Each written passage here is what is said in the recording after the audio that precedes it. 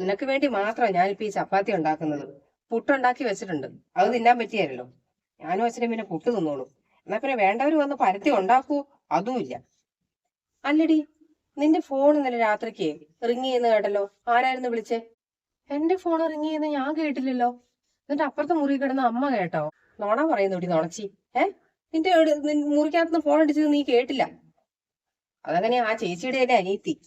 അതുകൊണ്ട് ചേച്ചീനെ പോലെ രായിക്ക് രാമായണം ഒളിച്ചോടാനാ മോളുടെയും പ്ലാനെങ്കിൽ എന്റെ നിന്റെ അച്ഛന്റെ ശവം കാണും നീ. പറഞ്ഞേക്കാം കേട്ടല്ലോ. എന്റെ അമ്മ അവളെ പോലെ ഞാൻ ഒരിക്കലും ചെയ്യത്തില്ല. അമ്മ പേടിക്കണ്ട. ആർക്കറിയാം, നിന്റെയൊക്കെ മനസ്സിലാക്കാനേ പറ്റിയല്ലോ. പാവപ്പെട്ട കാരണവന്മാര് വിചാരിക്കും, അയ്യോ എന്റെ മക്കള് പാവങ്ങൾ പഠിച്ചോട്ടെ എന്നൊക്കെ വിചാരിച്ച് ഒരു പണിയും ഒടിപ്പിക്കുകയല്ല. പഠിക്കുമല്ലേ, പാവം പിള്ളേര് കഷ്ടപ്പെട്ട് പോകുന്നു വരുന്നു. നിങ്ങളുടെ മനസ്സിൽ എന്നതാ കാരണവന്മാരെ പറ്റിച്ചോണ്ടിരിക്കുമെന്ന് ആർക്കെങ്കിലും മനസ്സിലാക്കാൻ പറ്റുമോ? അതുകൊണ്ട് നിന്നെയൊന്നും എനിക്ക് യാതൊരുവിധ വിശ്വാസവും ഇല്ല. രജനി ചേച്ചി, രജനി ചേച്ചി, ആരാന്ന് പോയി നോക്കടി. ആരോ വിളിക്കുന്നുണ്ട് രാവിലെ. ആ ചേച്ചി, വാ കേറിയിരിക്കും. ഓ, ഇരിക്കുന്നൊന്നും ഇല്ല മോളെ. അല്ലടി കൊച്ചേ, നിനക്കിന്ന് ക്ലാസ് ഇല്ലേ? ഇല്ല, ഇന്ന് ക്ലാസ് ഇല്ലായിരുന്നു. ആ, അതോ ക്ലാസ് ഉണ്ടായിട്ട് വീട്ടിൽ നിന്ന് വിടാത്തതാണോ? ഇനി ചേച്ചീനെ പോലെ വല്ല കുരുത്തക്കേടും കാണിച്ചോ? കുരുത്തക്കേടോ? എന്ത് കുരുത്തക്കേട്? ഒന്നും അറിയാത്ത പോലെ. ചേച്ചീനെ MBAക്ക് കൊണ്ട് ചേർത്തെടുത്തുന്നല്ലേ പ്രേമിച്ച് ഒളിച്ചോടി പോയത്. അതുപോലെ വല്ല പ്രേമം ഉണ്ടായിട്ട് വീട്ടിൽ പിടിച്ചിട്ട് വിടാത്തത് വല്ലതും ആണോ? എനിക്ക് പ്രേമമൊന്നും ഇല്ല ചേച്ചി. അങ്ങനെയാണേ കൊള്ളാം. എന്റെ പൊന്നു കുഞ്ഞെ, ചേച്ചീനെ പോലെ കുരുത്തക്കേടൊന്നും കാണിച്ചേക്കരുത്. ഇത് നിന്നിലാണ് നിന്റെ വീട്ടുകാരുടെ പ്രതീക്ഷ. അതുകൊണ്ട് മര്യാദയ്ക്ക് പഠിച്ച് നല്ല നിലയിൽ ജീവിക്കാമോ നോക്ക് കേട്ടോ. ആ, പുഷ്പയായിരുന്നോ? അല്ല, ഞാനേ മോളോട് പറയുമായിരുന്നു, ചേച്ചീനെ പോലെ കുരുത്തക്കേടൊന്നും കാണിക്കരുത്, നല്ല മിടുക്കിയായിട്ടിരിക്കണം എന്നൊക്കെ പറഞ്ഞു കൊടുക്കുമായിരുന്നു. പോയിട്ട് ചപ്പാത്തി ചുട്ടെടുക്ക്, ഞാൻ പരത്തി വെച്ചിട്ടുണ്ട്. ശരിയമ്മ. പുഷ്പ വെറുതെ വന്നാണോ? ഇല്ല, ഞാൻ നമ്മുടെ ബിന്ദു ചേച്ചിയുടെ മോള് പ്രസവിച്ചില്ലേ, അപ്പൊ കൊച്ചിനെ ഒന്ന് കാണാൻ, കൊച്ചിനൊരു കുഞ്ഞുടുപ്പ് കൊടുക്കാന്നൊക്കെ ഓർത്ത് പോയതാ. അങ്ങനെ പോയി കണ്ടിട്ട് വരുവാ. ആ ആ, പ്രസവിച്ചത് ഞാനും കേട്ടു. ഒന്ന് കാണാൻ പോയില്ല. ഞാനോടത്തൊരു 16 ദിവസമെങ്കിലും കഴിയട്ടെ എന്നിട്ട് പോയി കാണാന്ന് ഓർത്തു. ഈ ബിന്ദു ചേച്ചിയുടെ മോളുടെ കൂടെ അല്ലേ ചേച്ചിയുടെ മൂത്ത മോള് പഠിച്ചതല്ലേ? അവർ രണ്ടും ഒരേ പ്രായമല്ലേ? ആ, ചേച്ചിക്ക് യോഗം ഇല്ലാതായി പോയല്ലോ ചേച്ചി.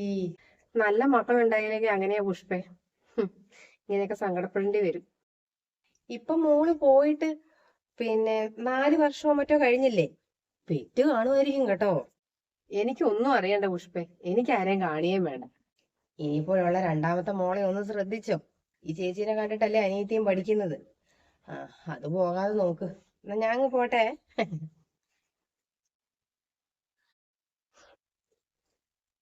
1ാം ക്ലാസ് മുതൽ ഒരുമിച്ച് പഠിച്ചതാ ബിന്ദുവിന്റെ മോളും എന്റെ മോളും.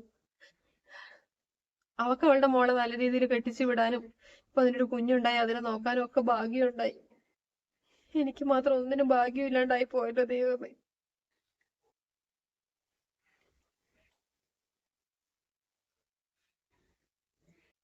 എന്തിനാ കരയുന്നേ? ഏ സന്തോഷിക്കാൻ മാത്രം എനിക്ക് എന്താടി ഉള്ളത്? ഏ സന്തോഷിക്കാൻ എനിക്ക് എന്തെങ്കിലും ഉണ്ടോ? പൊന്നുപോലെ വളർത്തിയ മോള് ഇറങ്ങി പോയില്ലേ? പഠിക്കാൻ വിട്ടതാ, വേറൊരുത്തൻ്റെ കൂടെ ഇറങ്ങി അങ്ങ് പോയി. നാട്ടുകാരുടെ മൊത്തം മുന്നിൽ നാണം കിട്ടില്ലേ ഞങ്ങള്? ഇപ്പോഴും നാട്ടുകാർ ഓരോന്ന് പറഞ്ഞുകൊണ്ടിരിക്കുക. നീ കേട്ടില്ലേ ഓരോരുത്തർ പറയുന്നത്? കണ്ണടയുന്നവരെ നീ നാണക്കേട് സഹിക്കണം. എന്തിന്റെ കുറവാ അവക്ക് വരുത്തിയത്? ഞാനാ ശരിക്കും തോറ്റുപോയത്, വേറെ ആരുമല്ല. മക്കൾക്ക് വേണ്ടി മാത്രം ജീവിച്ചു. എന്റെ ജീവിതം എല്ലാം മക്കൾക്ക് വേണ്ടിയായിരുന്നു. തോറ്റുപോയത് ഞാനാണ് മറ്റുള്ളവരുടെ മുന്നിൽ. അമ്മ ഇങ്ങനെ സങ്കടപ്പെടാതെ ഒരു കാര്യം ചെയ്യാം. നമുക്ക് എന്തായാലും ചേച്ചീനെ ഒന്ന് വിളിക്കാം. ചേച്ചി പോയി കഴിഞ്ഞിട്ട് ഇതുവരെ നമ്മളൊന്ന് വിളിച്ചു പോലുമില്ലല്ലോ അമ്മേ. അവളാണെങ്കിൽ ഒരു പ്രാവശ്യം വിളിച്ചപ്പം അമ്മ സംസാരിച്ചുമില്ല. നമ്മളെ ഒരു വിളിക്ക് വേണ്ടിട്ടേ അവള് ചിലപ്പോ കാത്തിരിക്കുമായിരിക്കും. നമുക്കൊന്ന് വിളിക്കാമേ. അതിന് ഞാൻ മരിക്കണം. അത്രമേല് സ്നേഹിച്ചു പോയതുകൊണ്ടായിരിക്കും അത്രമേല് വെറുത്തും പോയത്. എന്നാലും ശവിക്കാനൊന്നും എനിക്ക് പറ്റുന്നില്ല. നന്നായിരിക്കട്ടെ എന്നുള്ള പ്രാർത്ഥന മാത്രമേ ഉള്ളൂ.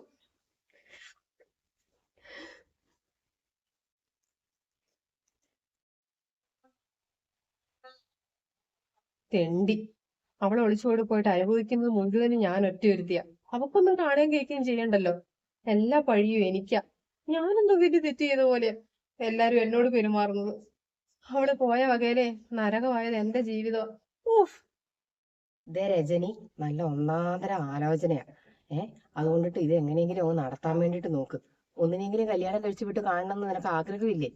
ആലോചനയൊക്കെ ഇപ്പൊ ചേച്ചി പറഞ്ഞത് വെച്ചിട്ട് എനിക്ക് ഇഷ്ടപ്പെട്ടു, വേറെ കുഴപ്പമൊന്നുമില്ല. പക്ഷെ ഇവൾക്കൊരു ജോലി കിട്ടി കാണണം എന്ന് എനിക്ക് ആഗ്രഹം ഉണ്ടായിരുന്നു. രണ്ടു മക്കൾക്കും ജോലിയായി നല്ല രീതിയിൽ ജീവിക്കണം എന്നല്ലേ ഞാൻ ആഗ്രഹിച്ചിട്ടുള്ളത്. 1-ാം ക്ലാസ് മുതൽ അതുകൊണ്ട് ഇരുത്തി പഠിപ്പിക്കുമായിരുന്നു രണ്ടുപേരെ. ഒരാളെങ്കിലും ജോലി നേടി കാണണമെന്ന് ആഗ്രഹം ഉണ്ടായിരുന്നു ചേച്ചി.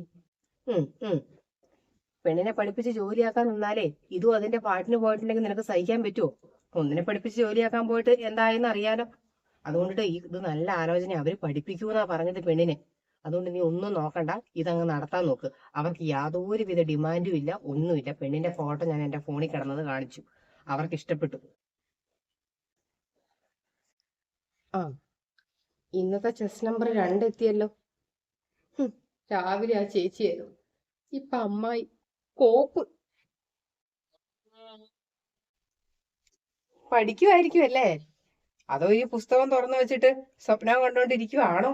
അല്ല, പഠിക്കുമായിരുന്നു. ഒരു പരീക്ഷയുണ്ട്. ഇനിയിപ്പൊ കല്യാണം കഴിഞ്ഞാലും പഠിക്കാലോ. കല്യാണോ? ആർക്ക്? നിനക്ക്, അല്ലാണ്ട് പിന്നെ എനിക്കാണോ? നിനക്ക് നല്ലൊരു കല്യാണാലോചന കൊണ്ടാണ് ഞാൻ വന്നേക്കുന്നത്. ചെറുക്കൻ എഞ്ചിനീയറാ. പിന്നെ ഇപ്പൊ അവൻ ചെന്നൈയിലാ. പിന്നെ പുറത്തോട്ടൊക്കെ പോകാൻ വേണ്ടിട്ട് നോക്കുന്നുണ്ട്. അതിന് എനിക്കിപ്പോ കല്യാണമൊന്നും വേണ്ട. എനിക്ക് പഠിച്ചൊരു ജോലിയൊക്കെ വാങ്ങിട്ട് പയ്യെ മതി. എന്തിനാടി? ഒളിച്ചോടി പോകാൻ വേണ്ടിട്ടാണോ ചേച്ചിനെ പോലെ? അത് തന്നെയായിരിക്കും നിന്റെ മനസ്സിലിരിപ്പല്ലേ?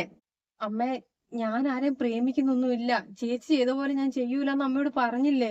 എങ്കിലും മര്യാദയ്ക്ക് കല്യാണത്തിന് നീ സമ്മതിച്ചോ? ഇല്ലെങ്കിലുണ്ടല്ലോ, എന്നെ കൂടെ ഒന്നും പറയിക്കരുത്. ഇനിയിപ്പോ ചെറുക്കനെ കണ്ടാലും കണ്ടില്ലെങ്കിലും കുഴപ്പമില്ല എന്റെ പൊന്നി ചേച്ചി. കല്യാണം ഞാൻ നടത്താൻ പോവാ. മര്യാദയ്ക്ക് നീ സമ്മതിച്ചോണം, ഇല്ലെങ്കിൽ സത്യമായിട്ട് നിന്നെ കൊന്നു കളയും ഞാൻ. എന്നിട്ട് ഞാനും ചാവും. വെറുതെ അമ്മേനെ ദേഷ്യം പിടിപ്പിക്കാൻ നിൽക്കണ്ട. അവള് ദേഷ്യപ്പെടുന്നതിന് അവളെ കുറ്റം പറയാൻ പറ്റിയല്ലോ. അമ്മാതിരി കാട്ടായല്ലേ നിന്റെ ചേച്ചി അവരോട് കാണിച്ചത്. അതുകൊണ്ട് നീയെങ്കിലും ഒരു കാര്യം ചെയ്യാൻ നോക്ക്. അവരുടെ ആഗ്രഹം പോലെ കല്യാണമൊക്കെ കഴിച്ച് അവരുടെ മുമ്പിൽ നല്ല അന്തസ്സായിട്ട് ജീവിച്ച് കാണിച്ചു കൊടുക്ക്. ഈ പഠിത്തമൊക്കെ കല്യാണം കഴിഞ്ഞാൽ അവൻ പഠിപ്പിക്കുന്ന അവര് വാക്ക് പറഞ്ഞിട്ടുണ്ട്. അതുകൊണ്ട് നീ എങ്ങനെയായാലും കല്യാണത്തിനൊന്ന് സമ്മതിക്കാൻ വേണ്ടിയിട്ട് നോക്ക്. കാര്യം നിനക്ക് ഇപ്പൊ പ്രേമമൊന്നും ഉണ്ടായില്ല. കോളേജിൽ പോയി പിന്നെ എപ്പോഴാ തോന്നുന്നതെന്ന് പറയാനൊന്നും പറ്റത്തില്ലല്ലോ. അങ്ങനെ എന്തെങ്കിലും തോന്നുന്നതിന് മുമ്പ് കല്യാണം കഴിക്കുന്ന ബുദ്ധി. ആ ചേച്ചിയുടെ അല്ലേ അനിയത്തി. അതുകൊണ്ട് എപ്പോഴാ മനസ്സ് മാറുന്നതെന്ന് പറയാൻ പറ്റത്തില്ല. ഓ, ചേച്ചിമാർ ഒളിച്ചോടി പോയിട്ടുണ്ടെങ്കിൽ അനിയത്തിമാർ അനുഭവിക്കേണ്ടത് തേച്ചു. ഇങ്ങനെയുണ്ടോ ഒരു വിധി? കോലമാടത്തി.